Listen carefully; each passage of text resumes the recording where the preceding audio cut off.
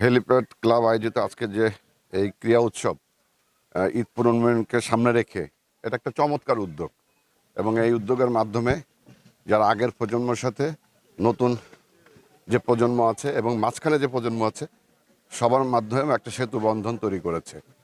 আর এখানকার উদ্দেশ্য যেটা যে এই ঈদ পুনর্মিলন এবং ক্রীড়া উৎসবের মাধ্যমে মাদককে না বলা এবং আমরা যে মোবাইলের প্রতি যদি বেশি আসক্ত হয়েছি সেখান থেকে আমাদের নতুন প্রজন্মকে ফিরিয়ে নেওয়া একটা ভালো উদ্যোগ।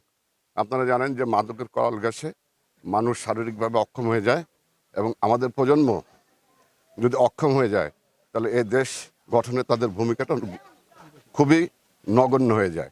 এটার মাধ্যমে আমরা আশা করি যে নতুন প্রজন্মকে ভালোর দিকে আসার জন্য খেলার কোনো বিকল্প নেই এবং এটির মাধ্যমে যেটি হয়েছে যে আমাদের নতুন প্রজন্ম যারা আছে পড়াশোনার পাশাপাশি খেলায় যদি মনোনিবেশ করতে পারে তাহলে তারা সুষ্ঠুভাবে বেড়ে উঠবে।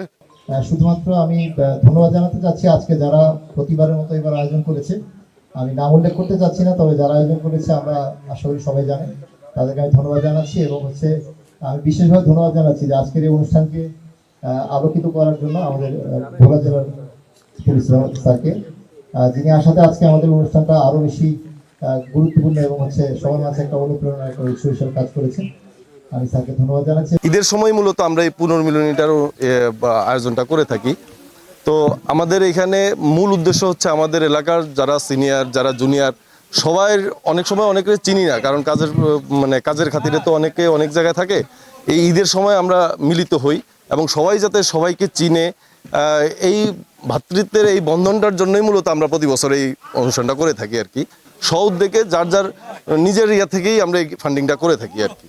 এই মূলত উদ্দেশ্য হইল গিয়া যে আমরা সবাই যেন সবাইকে চিনি, সবাইয়ের ভিতরে একটা হৃদ্যতার বন্ধনটাকে বাড়ানোর জন্যই মূলত এই অনুষ্ঠানটা। প্রথমত আমি ধন্যবাদ জানাই যারা আমাদের সাথে জুনিয়ররা এই আয়োজনে আসলে যুক্ত ছিল, তাদেরকে প্রথমত ধন্যবাদ জানাই। আসলে বিগত 15 বছর ধরে একটা ব্যাচ ওয়াইজ আমরা আসলে অর্গানাইজার হিসাবে এটার সাথে যুক্ত আছি এবং আমরা গিয়ে এইটা একটা কমিউনিটি ক্লাবের মতো হেলিপ্যাড ক্লাব। আমরা মাঝে মাঝে আসলে কিছু স্পন্সর নেই, যেমন এই প্রোগ্রামটাতে আমাদেরকে সেইলর স্পন্সর করেছে। পাশাপাশি আমাদের যারা বড় ভাই আছে, ব্যবসায়ী বড় ভাই আছে, যারা চাকরিজীবী বড় ভাই আছে, এবং আমরা সবাই মোটামুটি কন্ট্রিবিউশন করে এই আয়োজনটা করে থাকি। এই আয়োজনের মাধ্যমে আসলে আমাদের যেটা হয় যে এলাকায় যে সিনিয়র আর জুনিয়রের যে একটা গ্যাপ, আমরা চেষ্টা করতেছি যে এই গ্যাপটা যাতে অনেক কমে আসে এবং এই প্ল্যাটফর্মের দ্বারা বা এই হেলিপ্যাড ক্লাবের দ্বারা আমাদের নেটওয়ার্কিংয়ের সুযোগ থাকে। যেমন আমাদের অনেক বড় ভাই আছে যাদেরকে আমরা অন্য সময় অনেক ব্যস্ততা এবং তাদেরকে হয়তো কাছে পাই না, বাট এই ঈদ পুনর্মিলনীর মাধ্যমে তাদেরকে আমরা আসলে তাদের সাথে একসাথে খেলা, সময়টা উপভোগ করা এবং কিছু স্মৃতি আমাদের সাথে যুক্ত হওয়া।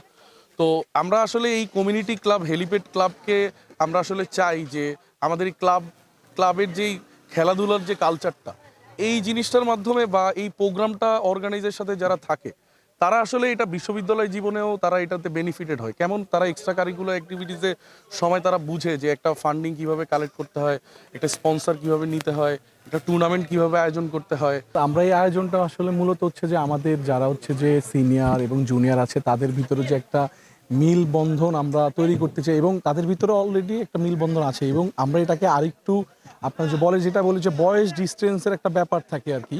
তো আমরা সেটা ঘটাতে চাই এবং আমরা চাই যে আমাদের সিনিয়ররা আমাদেরকে একটা সুন্দর গাইডলাইন করুক এবং একটা সুন্দর একটা ভবিষ্যৎ কীভাবে গড়তে হয় তারা সেইভাবে আমাদেরকে কথাবার্তা বলুক, আমরা সেভাবে পালন করব। আসলে এই দিনটির জন্য আমরা এই জুনিয়ররা খুবই অধীর আগ্রহে বসে থাকি, কারণ এই দিন আমাদের যে বড় বড় যে সিনিয়র ভাইরা আছে তাদের সাথে আমরা মিলিত হইতে পারি, পরিচিত হইতে পারি। বিশেষ করে এই দিনটাই তারা বিভিন্ন দূর দূরান্ত থেকে, বিশেষ করে ঢাকা, চট্টগ্রাম, বিভিন্ন দূর দূরান্ত জায়গা থেকে তারা এখানে আসে। আমরাও তাদের সাথে পরিচিত হতে পারি। বিশেষ করে আমাদের যেই একদম খুবই যে ছোট যে বাচ্চারা আছে তারাও এই প্রোগ্রামের মাধ্যমে সবাই সবার সাথে পরিচিত হতে পারে।